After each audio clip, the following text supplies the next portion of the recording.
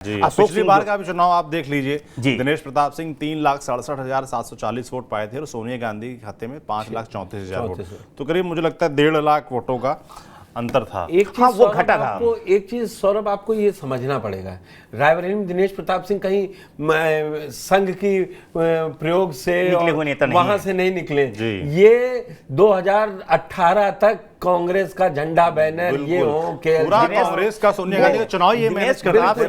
बड़ा दिलचस्प है कि वो अपनी राजनीतिक पारी समाजवादी पार्टी से शुरू करते हैं, फिर वो बसपा में जाते हैं। समाजवादी पार्टी में भी बहुत कद्दावर नेता के तौर पे अपने आप को मुलायम सिंह यादव आते थे, उनके घर में रुकते थे पंचवटी में, और फिर बसपा में रहे तो बसपा में भी वहाँ उस समय स्वामी प्रसाद मौर्य की तूती बोलती थी, तो उनके उसमें शागिर्दों में से एक रहे हैं तो रहे, लेकिन कभी भी उन्हें MLC जीत पाए, न कभी विधायक बन पाए। उन्होंने विधानसभा चुनाव भी लड़ा, तिलोई विधानसभा क्षेत्र से लड़े जो अमेठी के अंदर आती है, लेकिन वो चौथे नंबर पोजीशन पे थे। तो मतलब कभी नहीं, लेकिन उनको जब कामयाबी तब मिली, सबसे ज्यादा दिया है सौरभ भाई, जब कामयाबी मिली सौरभ भाई तो कांग्रेस में मिली। तो कांग्रेस में जाते हैं, जाते ही MLA बनते हैं, उनके भाई जो है वो जो है विधायक बन जाते हैं, उनकी जो भाई की पत्नी है वो जिला पंचायत अध्यक्ष बन जाती हैं।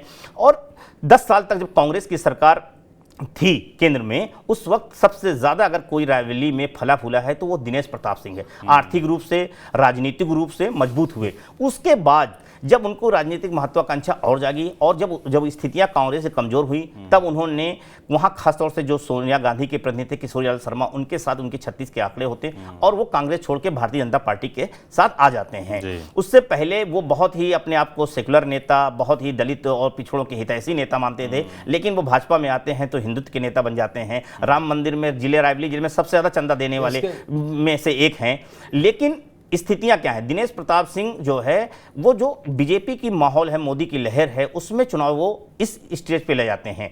लेकिन वो तब होता है जब वहां के एक मजबूत ठाकुर नेता अखिलेश सिंह, जो वहां के बाहुबली हुआ करते थे और काफी निर्दलीय भी जीता करते थे, उनके निधन के बाद से इनका राजनीतिक उफान हुआ है। क्योंकि जिले का जो ठाकुर है उन्होंने अखिलेश सिंह को बड़ा नेता मानता था, लेकिन उनके निधन के बाद उनको लगा कि आज की तारीख में दिनेश प्रताप सिंह, क्योंकि मनोज पांडे भी उस समय उभर रहे थे, तो उनको लगा कि ऐसा ना हो कि जो वहां रायबरेली में ठाकुरों का वर्चस्व है वो मनोज पांडे जो है, क्योंकि उनके भाई की हत्या हुई, उनके साथ सिंपैथी, लेकिन वो कहीं ना कहीं करा ले जाए। लेकिन मनोज पांडे जब मंत्री बनते हैं, मंत्री बनने के बाद ये 2017 में मनोज पांडे को बढ़ाया था। मनोज पांडे बढ़े थे, लेकिन मनोज पांडे आज आए हैं। मुझे लगता है मनोज पांडे के वापस आने की ये लोगों ने बहुत कयास हुआ कि वो चुनाव लड़ सकते हैं, वो बीजेपी के लिए ट्रम्प कार्ड हो सकते हैं, लेकिन उसके पीछे कुछ और मजबूरियां हैं, कुछ और कारण हैं, वो मैं अभी मतलब यहाँ नहीं कह सकता हूँ। लेकिन मनोज पांडे के जो है क्रॉस वोटिंग करने के पीछे का जो कारण है वो कई कारण है, एक कारण नहीं है उसके पीछे कि वो कहीं ऐसा, उसके पीछे का जो